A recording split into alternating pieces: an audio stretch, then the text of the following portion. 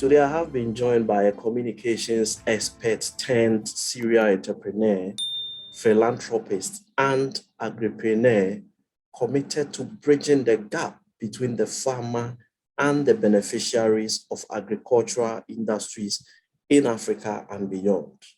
She is the founder and CEO of Base Trends Concept, a media development, consulting, and creative agency with specialization in TV event production, public relations, strategic partnerships, African agribusiness market entry strategy, and public sensitization workshops. Her award-winning project, Base Trends Show, has interviewed the role of experts, both practitioners and academics, in the agricultural industry on topics related to entrepreneurship and agribusiness development with a focus on their impacts on the Ghanaian economy. She is the founder and host of The Ghanaian Farmer, which airs on DSTV channel 2H1, Go TV channel 180, and Joy Prime Television. Episodes of the show are also available on her online platforms, which are Facebook and YouTube. She's the brain behind Count on Crops Hub, as well as JAEOF Excellence Awards, which recognize and celebrate distinguished agric extension officers with special focus on women in the industry. She is a product of the JE University College and the African University College of Communications. Today, I have been joined by Gifty Hode Manye, popularly called Enyonam. Thanks for joining me today. Thank you for having me, Nana. Thank you so much. Right. I am wondering, you are a trained communications professional, but you have decided to use your tool or your expertise in communication to advance the cause of agric. How did you come by this idea? Thank you very much once again for having me. So yes, I went to school to be trained as a journalist, diploma from JE, and then I had to go to AUCC to do my degree in Stratcom with specialization in PR. And so after my national service in Parliament of Ghana, I had to find my way with network broadcasting company, that's Radio Gold, somewhere around 2008 all the way through to 2014, 2016, thereabouts.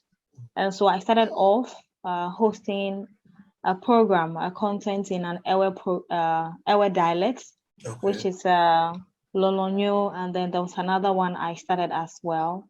So basically what I do... You were the host of that Saturday afternoon program. Exactly.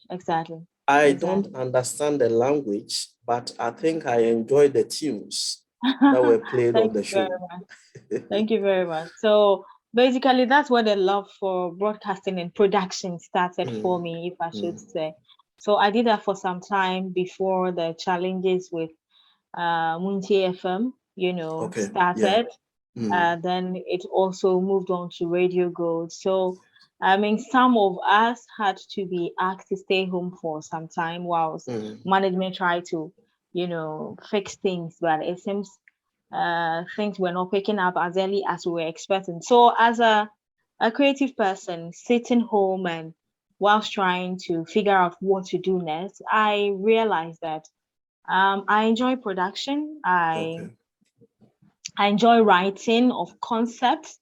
So I had to just monitor the media landscape and see contents that are being channeled out there on radio and TV. There's a lot to do with politics. There's a lot on entertainment. There's a lot on Christianity. And there's a little bit focused. So my 3 areas I had always wanted to produce great content around is one on the environment. Sanitation is something I have so much at heart. I hope that one day I find the resources to produce a content around sanitation. There's another one which has to do with business SMEs, with special focus on SMEs, because there's a lot of things they are doing. Every time you hear an SME doing this, an SME doing that, but little is being said about them. So I always say that I can confidently say Business Trends was one of the shows that, became an eye-opener for the media to pay a little bit more attention to SMEs with regards to things they are doing. So I had to rent cameras and call crew members and ask them, listen, I have discovered someone doing something amazing out there. Let's go and record them. So that was how Business Trends started for me in 2017, 2018, thereabout. And I told GH1, they loved the concept and decided to give me some time on their airwaves. So we started broadcasting Business Trends close to 4 years. So it's in seasons. So every season we have a different caption or a theme we are focusing on. And then there came a time when we mixed the SMEs with the top executives, like a mentoring kind of platform. So an SME told me, Enyonam, this is the CEO I'd love to hang out with to find out how he made it, how he's managing the business, how he's, supervising the workers and everything. So there was that season where we did a matchmaking for SMEs and top business executives. So, I mean, as a content creator, you always want to do more. I did that for 4 years with some awards and some very nice recognition. So I then again monitor the landscape and realize the talkability about Greek is less. My father, I was told, growing up, was once a rice farmer. If you go to Shah Hills, Sudoku, thereabouts, the major occupation for these guys were farming, peasant farmer, not really on commercial base. But I grew up to see nothing. There was no video to show that this is your dad in his rice farm. I knew he was also a fish farmer some time back when he was staying in Togo. There was no video again to show the evidence of my father's hard work. I mean, of his effort as well, contributing to the food basket of the nation. So as a young woman who has become a media person, I thought it would be wise to document as many farmers I can and put out there on TV and also on the internet, helping diasporans who are out there, investors who want to come to Africa, precisely Ghana, to realize or discover that it's not only about our oil, not only about our cocoa or our natural mineral resources, but there is something that you can also invest in, which is our Greek. Okay. So those were just a bit and pieces of things that, tickled my fantasy to want to produce a content around the sectors. Yeah. This is interesting. A lot of people became creative when COVID-19 struck us. But listening to you, I realized that yours didn't have to do with COVID-19. It came far before that. When certain issues with Radio Good came up, and then you were told to lay back a bit while issues were addressed. You took your time to scan through the media and then come up with something. Business Trends, for instance, is like a household name around because it became that kind of business platform that highlighted a lot of erstwhile unknown issues. Exactly. Now you are also championing another cause, the Ghanaian farmer. Yeah. How did this one also come about? The Ghanaian farmer, amazing. Amazing. I love food. I'm a foodie. It's just that you can't see it on my body. You can't see food on my body. But honestly, like I said, agriculture contributes a lot to our GDP. That's right. And looking at the job creation or the sector that employs a lot of people, Greek employs a lot of people. Okay.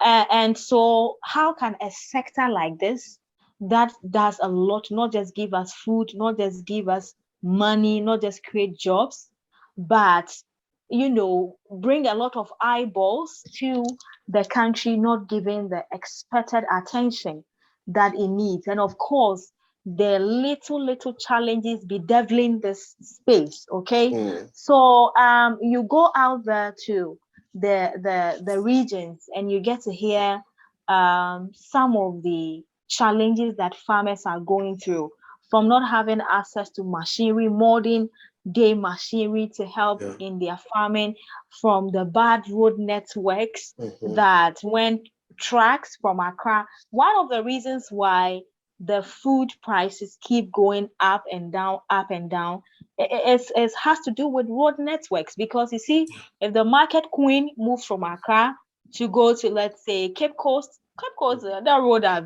a bit good, but going into the hinters of Cape Coast, let's go to the eastern region of Water Region, somewhere around OT. The last time I went to OT region, my waist was just shaking like this because, oh my goodness, the road was bad. So if a market queen should move from here to OT to go and buy, they plant a lot of ginger, to go and buy ginger and bring to Accra to come and sell. Do you think if I get the ginger 5 CD in the farm, I'll get to Accra and still trade at 5 CD? That'll be 15. Thank you very much. So I'll add 100 times, profit margin to the main cost, and that would go to the person buying. So my reason for going into producing content agriculture is to, first of all, the positive part is that Ghana is a food basket. And so if there's any investor hoping to invest in agriculture, we are looking at factories to process the commodities or the produce we harvest. If you considering an African country to establish a factory, please consider Ghana. That is one of the reasons why I am championing the cause of farmers in this country. Another one is, if you're looking at sectors to invest money into, there are a lot of young farmers out there who want investors. Like today, for instance, the interview I posted on YouTube, it has to do with a young man who is into catfish, and he's telling me, Enyonam, the demand is overwhelming. I'm not able to meet the demand. I want to scale up my production. I need close to 50,000. Just look at this amount of money, 50,000 to scale up, because my customers are many. And yet he hasn't got the funding. So if you have money, whether you are a diasporian who is out there or you are a foreigner who wants to invest into Ghana, you can come down here, consider the aquaculture space, consider our crops, or consider our livestock, and you will make a lot of money. So investment is one for me. And of course, if you're also looking at an African country where you have a very, very peaceful, serene environment, you have a friendly environment to also invest into, I mean, Ghana is one of the place to consider. So, I mean, it is the positive side of me, of the agriculture space. That is what is, encouraging me as a young journalist to put my cameras or to carry my cameras, visit these regions and speak with them. And so it's about helping our parents, tell their stories. And it is also helping to change the mindset of the youngsters. There are a lot of people out there who are looking for jobs, who have sent their CVs out there, Nana, for a whole year, for 2 years, and they are still home looking for jobs. But this young man I told you, Isaac, is making close to 15 to 20,000 Ghana cedi every month if sales is good for him. So how many officers will even pay that? Thank you very much. How do you tell me there is no job? So you see, this program is also produced to change the mindset of the youngsters who are saying agriculture, no, I don't have time to go get my hands dirty. But the amazing thing is that money, the wealth you're looking for, is now in the dirt, is now in the soil. So you have to go there and look for the money. So it's all about the positive aspect of agric for me. And that is why I've been encouraged to promote it very much. From what you said, yours is not that kind of armchair host who sits in the comfort of an air-conditioned room in Accra. You actually touch base with them on the field to see firsthand what is going on. Yes. What have been some of the mind-blowing things you've come across with in the line of this show you are handling? Right. So the first one I would touch on has to do with my trip to Asamankese. Eastern Okay. region. And I met this 70-year-old woman who is still farming. And so 70. exactly, I was climbing the hill. We were actually going to a banana farm. So we have to climb the hill to the farm. And so whilst we were climbing and I was complaining and saying, and then cry, what is all this? I saw this woman descending, carrying even load on her head. I said, Grandma, what are you doing here? She said, Mima, I came to the farm. I'm like, how long have you been doing this? She said she's 70 years. She's been doing it since she was a young woman. So I asked her, wow.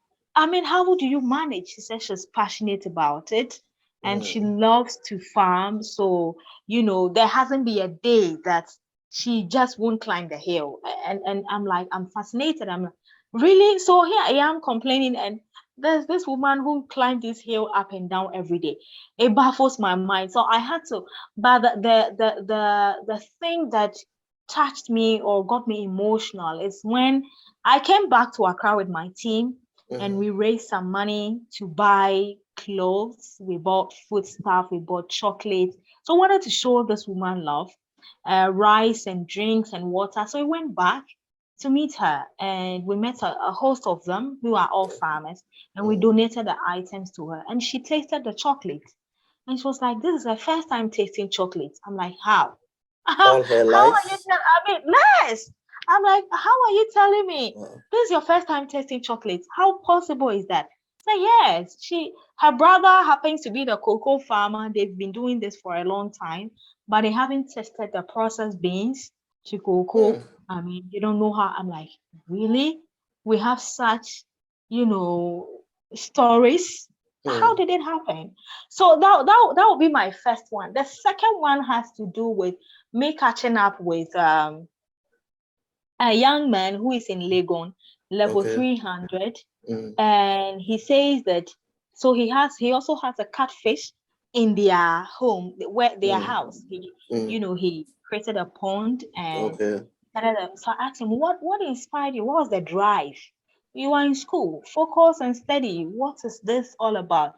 He says, no, I'm in school, but I have realized that for me to be economically stable or independent, for me to learn how it is to fend for myself, support my siblings or even my parent, and to even create jobs in the near future, I have to start from somewhere.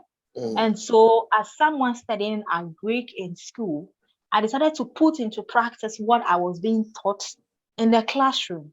Oh. So I decided to start this, and it has never been a disappointment at all. I get people who invite me to do public speaking on this. I get customers to buy from me. Through that, I've met some prominent people. I'm like, amazing, really. So how does it feel? He says, as I'm speaking to you, I'm grooming my younger brother who takes care of the pond for me when I'm not home. And so when I come back home, I come to assist him. I'm like, okay, this is really it is inspiring to hear a young man talk like Yeah. that. And the overall best farmer who won 2021, Alhaji, he used to be a contractor, Okay. and all of a sudden he just discovered some passion and love for farming. And so he put his construction, job on the side and went into full-time farming. And his hard work paid off, crowned him at the end of the day to become the overall national best farmer. And so the stories I hear when I'm on the field. There was this man also, Kwame, he's also in the Eastern region, who went to study in the UK and came back to Ghana and decided to go into rubber plantation. I'm like, hey, who goes to Abrochi and come back to Ghana? I mean, some people are queuing in the embassies and looking for, how do we call it, the visas. And you manage to go out there to go in school. And you come back, he wants to do rubber plantation. He has a 40-acre rubber plantation. So the stories I hear are so touching. They are so inspiring. They're so motivating. And so you can see that the future for agriculture is taking shape, especially with our celebrities in our Greek now. You can tell of our own John Dumelo how Exactly. well he's doing. with the agric space, and it's so motivating. Our own Trigmatic and a few others who are into this space. It's very, very motivating, and we look forward to having more of the young people in agric space. Yeah. Are you an agric convert yet? I mean, are you now also into farming? Are you a farmer yourself? Of course, how can I be preaching something and I'm not practicing it? So as we speak, I have partnered someone because of my schedule.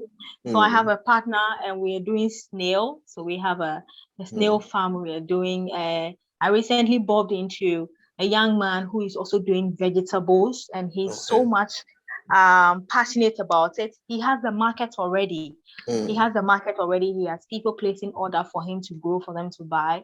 So I've also partnered that guy. So I am actually in the space. I can't just preach something I'm not practicing. So yes, of course, I have I have fully, converted into that space, and it's going so well. Yeah. While growing up, how did you discover the journalist in you? So that would take me back to Radio Gold again. So I attended Snaps College, if you've ever heard of it. Yes, I have. It was a secretarial course and then accountancy. Those are just the two courses Snaps College was offering. So back in the days, our hostel was in Asalam Down. So we moved from Asalam Down to Adabraka to school. One thing led to the other. The hostel was moved from Asalam Down to Latabi Okoshi. So each time I'm in Trotro going to school at Adabraka, I see the Radio Gold station. And so I just said to myself, I would want to have my internship in this station when I am done with school. So the very day we did our graduation, and then I walked into Radio Gold and I met a gentleman called Steven Roland Acosteven. So yes. I told him, hello, I am so and so. I just finished SS and I want to do my attachment here. He said, madam, we are not hiring you. So there is no vacancy. I said, don't worry. Even if it's free, I want to learn something. Then he looked at me, are you serious? I said, yes, I want to. So he said, you know what? Okay, you go home. Tomorrow morning, come back. I'll introduce you to the HR. Let's see if they have something to offer you. I said, okay. The next day, I was even there before. By the time he came out of the studio, I was seated. He said, hey, madam, you are here? I said, yes, I'm here. So he was actually surprised, and he called the HR and told the HR that this young woman came here yesterday and she's asking for attachment.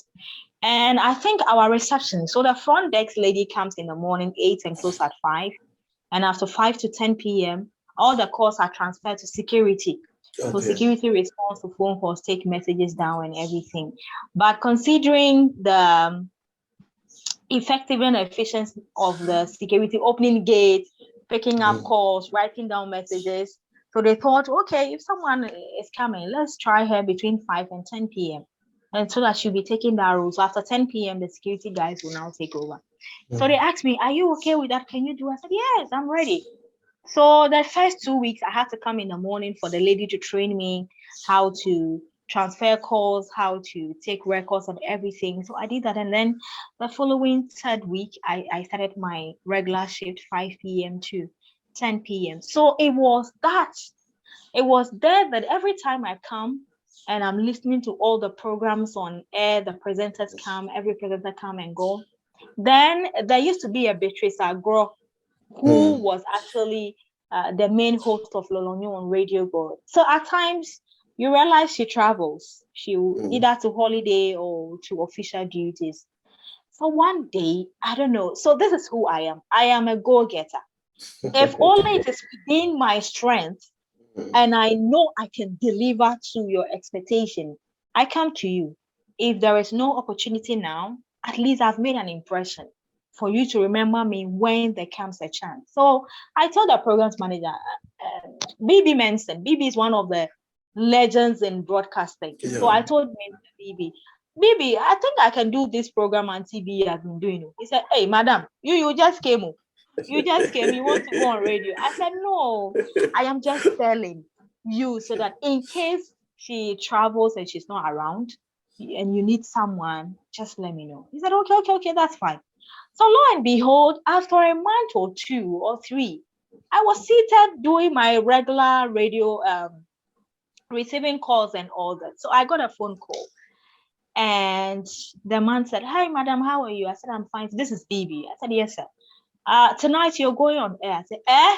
He said, "Yes, but you want to do this. So just like you're that. going on air." Exactly. You're going on air. The DJ would be there to help you with controlling the console, how to pull down when you want to talk, how to play the music, how to pick phone calls. And I said, okay, yes, sir, I'm ready. Are you ready? I said, yes.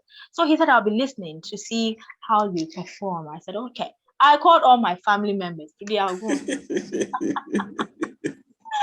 I told them today, send me your request. I'll be on radio. So around 7 p.m., I went to the studio. The DJ helped me so much. He says, "Relax. Okay, I'll play the stick tune for you.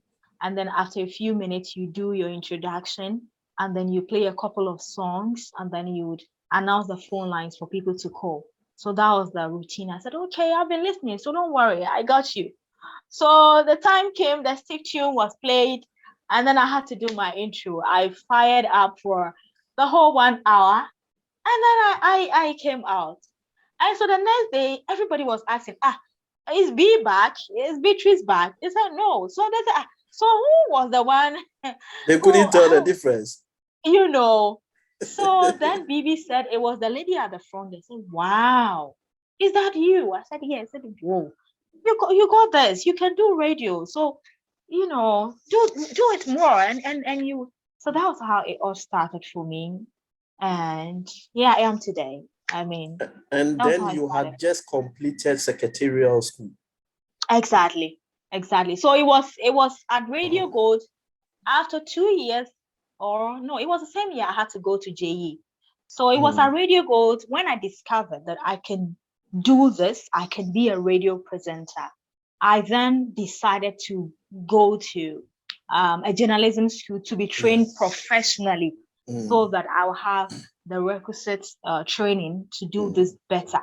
So yes, I was there when I applied to JE, and I was admitted to do 2 years diploma in journalism. So yes, after that I had to, go to AUCC. How many more years do you want to go before you turn off the microphone? So I'm in my early 30s now. I look forward to putting down my cameras and my recorders. Maybe 50 more years to go, or perhaps 20 more. And because with my stature and the way I am, you might never tell how old I am unless I tell you. That's right. Of course, I have a couple of years to go. I have a couple of my dream as a content creator is to own a production hub, or let me say a big production hub where we can produce insightful educational content that are tailor-made, content that would impact people, content that people watch and will learn a thing or two. And that is what keeps me going in all my 2 content I have produced so far. Business Trends is on break now, but you still meet people and they ask you, when is this trend coming back? The other time I was there when DH1 programs manager sent me a message. Why did you people stop showing their program? I'm like, oh my goodness, it will come back. But one thing that has to do with production, and I always tell people, is that it takes a lot from your pocket. That's true. If you're an independent content creator, it takes a lot from your pocket. It takes everything you have. And so if you don't have a side job that you'll be reimbursing yourself until you get client, let me say advertisers, to come on board to support you or cushion you a bit, it is so exhausting. So if you want to go into content creating, prepare yourself mentally that it will take a lot from you financially wise. It takes time for people to get to associate with a brand and want to do things with a brand. So your first 3-6 months, if you are not lucky enough, you would still be sponsoring yourself. But if you're lucky, at times the content starts and within your first 3 months, you get companies coming on board. Congratulations. It works at times like that. At times it doesn't work like that. So it would take a lot from you. And of course, it's very, very time consuming. At times I leave home like 2 days, 3 days in the field recording. And my sister, God bless her for taking care of my shop. So I have a consumable shop that we sell water, drinks, and other things. She takes care of that for me. I have a laundry as well, and I have somebody who takes care of that for me. So I am sorted in that space. Glory be to God, I'm not married yet for my husband to be asking, where are you? Where are you? So I hope that I get to marry someone who understands concept of production or who would want to even join me. Let's do this together. So it's time consuming, and of course you need a lot of reading around. I have no knowledge about agriculture, but when I made my mind I want to go into the agric space, and I have to read a lot of articles on agric. I need to know what is happening in the agric sector, and even in Ghana, in Nigeria, Israel, other countries. I need to know bits and pieces. I don't know everything, but bits and pieces, so that I am able to ask very intelligent and brilliant questions. So you have to read around if you want to go into any space to know, have a fair idea of what is happening there. You need to read around. And the team, you need a very committed team. I have these guys I've been working with from the days of business trends till now, and they've been so supportive. Of course, I pay them what is due them. But aside pay, people should love you enough. People should share in your dream to want to be on your team and help you achieve a certain mileage. So God bless my team that I work with. They have been super amazing, supporting me. And of course, the TV stations that find my content, highly educational enough and want to partner me to put it out there. Thank you very much for this multimedia company. And so, yes, it's been a long journey, and we are keeping up our head up and doing what we are supposed to do, contributing a little quota to make Ghana a better place, and of course to impact the lives of young people who look up to us so much here. Should journalists be licensed? I think so, because you know why? In recent times, a lot of media houses have decided to go for commentators to become professionals instead of focusing on paying we the professionals to do the job. It's very unfortunate. So if there is a law or a bill to be proposed that less licensed trained journalists and TV or radio stations should only hire the services of professional journalists, I would jump and vote 100% for it.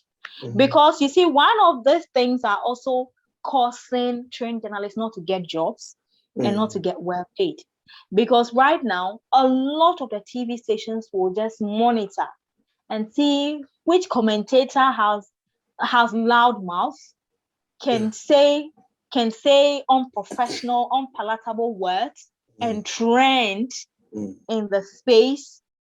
They are going for all sort of people to sit on TV, give them prime time to host TV shows. And it's so disheartening.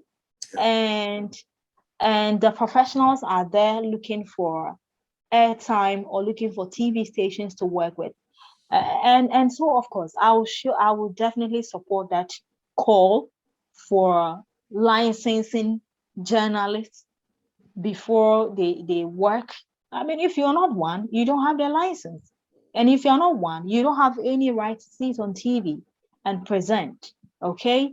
So I think it's about time that probably the National Media Communication, together with GJA, would want to consider this. It's a right call. I'll surely go for it. You have tasted two worlds.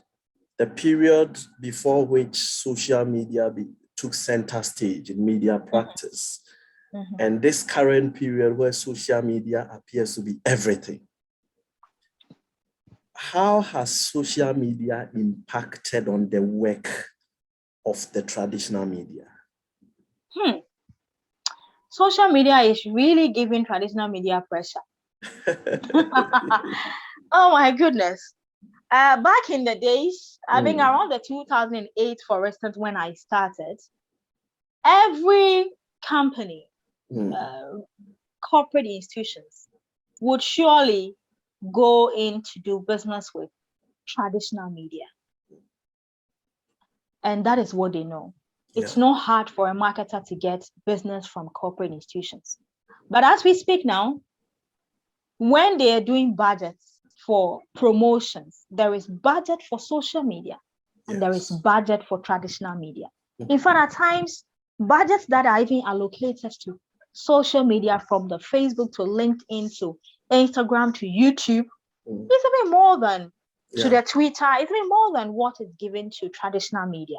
In fact, there are departments now that are called digital marketing departments in certain corporate institutions. So that should tell you how much pressure social media has given to, traditional media. At first, stations decide to stream their content or not. They decide to post it or not.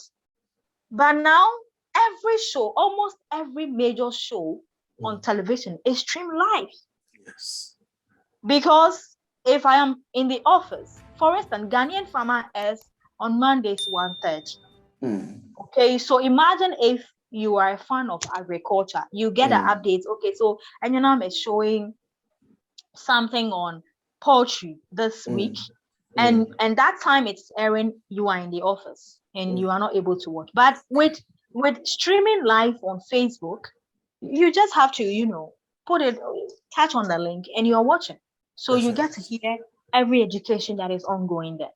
So now, traditional media can never say that social media is not their co-equal. In fact, social media is not a senior to even traditional media. You get it? So yes, it has really, made traditional to awaken and to position themselves in a way that they will match up with the pace, social media has brought. And of course, it is really paying.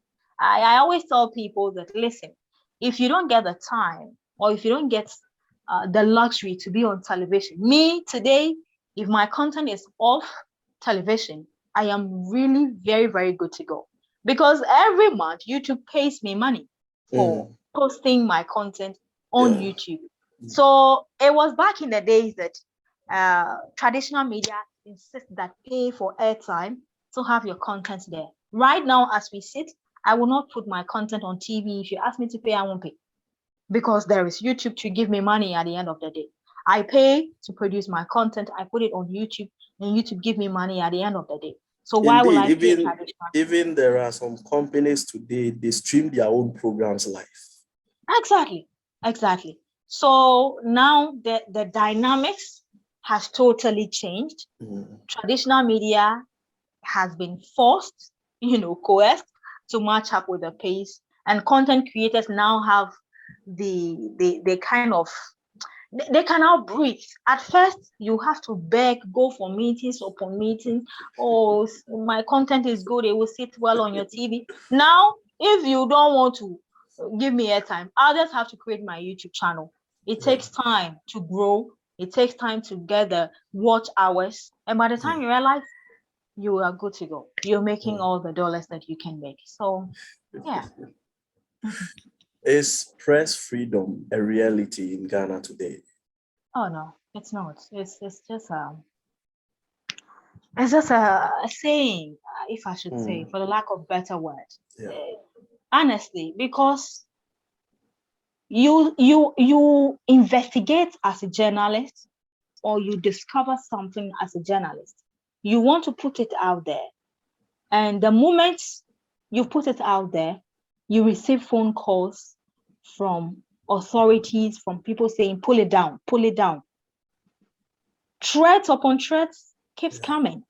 And GJA that is supposed to watch our back, well, they might say they are doing their bit. But me and you can testify to what have happened to a couple of journalists in this country. Have we seen an end to it? No. You see, so at times you go to the field, you see some of the things, and you have to turn a blind eye. as if I didn't say. And so you post or talk about what that will not hurt the egos of this authority for them to come after you. So honestly, this press freedom thing, I think it's just it's around, so we are saying it. But journalists do not have that freedom actually to vomit out all that they discover, the hidden things they discover, the things they see in the field, the things they see in their day-to-day activities. They don't have the freedom to say it. At times, the stations will even fire you for saying certain things because the stations will get a phone call. So you're allowing your journalist to sit on radio or sit on TV to do this and this to me. You know, so the owner will say, hey, master, don't come and spoil my business for me. So they will take you off. So do we call, is that freedom? No, I'm not sure we have any freedom to do what we are supposed to do. We are just managing, if I should say. Let me take you back to agric, and that should be my final question. With your advocacy and spotlighting of matters in agric and the value chain, I am sure you are one of the people who carries the burden and the hope that one day you see the youth throng en masse into agric to help reduce these unemployment numbers and also bring some hope into the food production industry generally. As you go about, what are some of the things you get to hear that is keeping the youth away from venturing into agriculture in their numbers? One, access to credit, money. It is one of the reasons why a lot of the youth cannot go into agriculture. Because if you want to go into agriculture and get the full benefit of it, we are not talking about peasant farming, the 1 acre, the 2 acre. We are talking about you considering between the 10, the 20, the 30 acre and above. Mechanized farming. Thank you very much. And if you want to go into the mechanized farming, as you mentioned, you need tractor, you need irrigation, you need laborers, you need a lot of things. Fertilizers and the rest. Thank you very much. The seedlings, the hybrid seedlings are expensive compared to back in the days when my father can just harvest his maize this season and say, oh, this maize is looking very nice. Let me keep it and replant the next season. No, nowadays, it is no more like that. You have to buy seedlings every season. And now there is this talk about hybrid that they said if you want growth, you need to more harvest, you need to buy this hybrid. And the bank we have that we are told is dedicated for farmers. As for that one, my brother, I don't want to go there. Yes, I remember back in the days around business trends, I produced a content with a gentleman who developed an app for farmers. That interview was pulled down. We couldn't air that interview because they got a synopsis of it and they said myself and the panel or the guests were destroying the image of the company. So that interview was call off. I got a call around 12 a.m. We were on phone call with the management of the station saying, Enyonam, our content with the anchor, it cannot go. So we have a bank that's self-acclaimed that is for agric, but you can try and apply. And let's see if you get the money. I remember I did a conference somewhere last year. And there's this man, oh God, I've forgotten his name. He's one of the famous men who spoke on City TV City Radio for a long time. He's a commentator on politics and other stuff. He's a renowned businessman.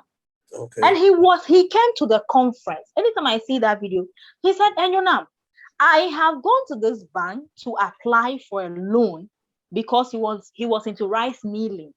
And he wanted money to scale up or expand the company, the factory.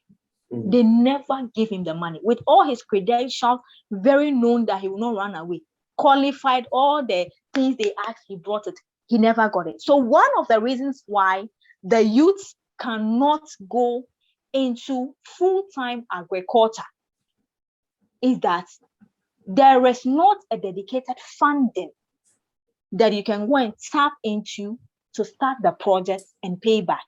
One of the excuses that it's a high risk profession to go into for them to lend you money and all that. Even our very own John Dumelu, He's building a factory in the north. And recently he posted on Facebook that he wants a funding organization or institution that can give him a certain amount of money to add up to what he has to build the factory. Well, we hope that he will come back to tell us he got some support after that post. So funding is one. Two is access to land. As we speak, the real estate people, I don't know if they don't eat. And our chiefs, the chiefs, I don't also know what they are thinking. But for you to get a land to plant or go into farming, you have to go deep into the forest to be able to get a land. The lands that are nearby that you can go and start, it's all given out to you. So access to land is another issue. Being it leasing to you or selling to you. Land litigation, it belongs to me, belongs to that. So if you don't investigate properly, you might go pay for a land and the owner would come and a lot of issue. That's another one. The third one that is also a deterrent has to do with laborers, access to laborers. When you want to start farming in Ghana, it will take you time to find workers. It's funny how we have unemployed graduate associations in the country, and yet the agri sector is lacking people to work there because most of them do not consider it as a well-paid job or a job befitting their status. But what is a broke man compared to getting something that will give you money at the end of the day? You see, that's the idea, the concept. You go into someone's farm to help him plant or plow the land, grow, irrigate. And at the end of the day, you are getting money every week. You say you don't want. You want to be in the house and call yourself Unemployed Graduates Association. Well, good luck. Wait till you get an office job. So we have to get laborers from the Burkina Faso, the Nigeria, and other things. So it's one of the challenge. If you right now want to go into commercial farming, it will take time. The ones you even get from the community, some of them are not honest. They still, at the end of the day, you should listen to me and my experience when they call me for consultancy and I'm telling them, do this, do that, do that. They steal them, they rob them so much. So it's another deterrent. That is why some of the few young people who want to go into farming are staying back or are dragging their feet. Another one is the services of extension officers. You go to our farms, you ask them, so how often do an extension officer come? Say, once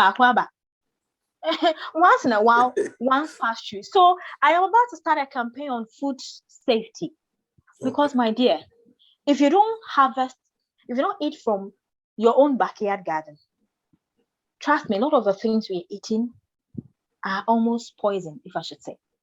Because you see, the extension officer is supposed to be there to check the farmer from pesticides that they use, weedicides that they use, fertilizer that they use. Everything is being overused because there is no officer to come and check on what they are doing. So if a youth wants to go into a farming, like the overall best farmer, he has his own private extension officer who, when he moves motorbike, he comes to the farm to check on his goats, check on the cows, check on the guinea fowls, the poultry, go to his farm. He has an agronomist who also come to go on the farm to check on the soya bean, all that.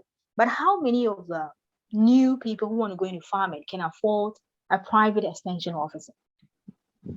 So that is also another concern, that government needs to increase the recruitment of extension officers, because the number we have one agri extension officer into about 200 and over, or I think is it 1,000 or something. If you check the figure, one officer is into supervising this whole people. Imagine if his work would be efficient or effective. It is not. So at the end of the day, the individual use their own calculations. Thank you, to apply the chemicals, which is very bad, a very bad practice in the agriculture space. Okay, and aside that, marketing, post-harvest. I mean, that's one of the issues. If I mentioned to you today, you won't go. Marketing. So I always tell people that if you want to go into agriculture, just do your market survey. If it's so, you can even start with buying the produce and selling. Start from that angle. Build the market. When you build the market, then you can now go and look for some 2-acre or 5-acre and start planting and then start selling or continue selling. If not, if you don't do the market survey and you go and start and you harvest and you don't get the market, you'll be highly disappointed. Then it means that post-harvest is staring in your face. You lose a lot of the produce and your investment will go waste. There are buyers, but the buyers cannot find the farmers. And the farmers cannot locate the buyers. So you see that gap of connecting farmers to buyers, that gap is so wide. So the value chain is very long. It's pretty long. So we need people who would say, okay, I want to do marketing. So you harvest the cocoyam for me, you have the potato for me, and I would come and take it and go and sell. Then we have the farmer. We have the one who will say, okay, I want to process the potato into chips, into cocoa, into all that. So we need to find strategic ways. So if a young man wants to come into that big space, all I would advise is you need to do your research well and be sure of where you want to start from. Is it from being a middleman selling for the farmer, or you want to be in processing, or you want to be in the field and be cultivating or planting the thing yourself? And as for the road networks, it's a regular affair that we are always facing. We hope that someday roads leading to our farms will be properly put in shape. The challenges are enormous, a lot. This has been PENSDOWN. Today we've sat down with one of the people whose heartbeat is to see Ghana prioritize and make the most of agriculture. And she's using the power of the media to tell the stories of people involved in agric within the value chain that are doing incredible things, which society probably does not know. And why highlighting some of the key challenges that need to be addressed if we must take our food safety, food supply, and agric resources very seriously. Thanks for joining us. We'll be back next time with another edition. Goodbye.